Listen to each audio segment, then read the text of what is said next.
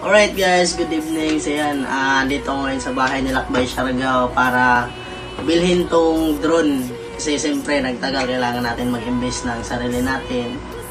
At sobrang saya guys kasi binigyan ako ng hindi as in ano lang na kaya ka lang bayaran.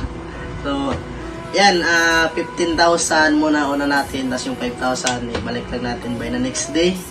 And then ito yung drone, 3 battery and then 2 extra. So mura na to guys nabili. And then itong remote okay pa, bago pa. Yan, so ito yung pera guys para kay Lakbay.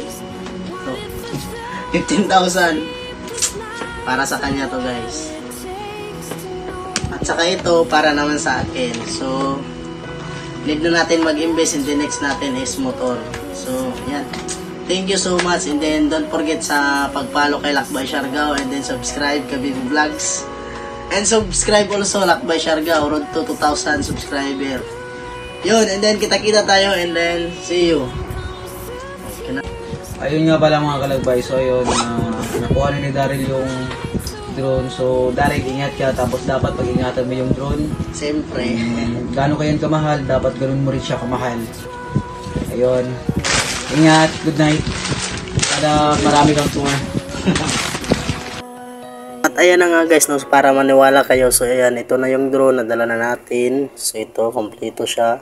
Remote, battery, and then drone. So ito yung kwarto ko guys, para maniwala kayo na nadala ko yung drone. So ayan, thank you so much.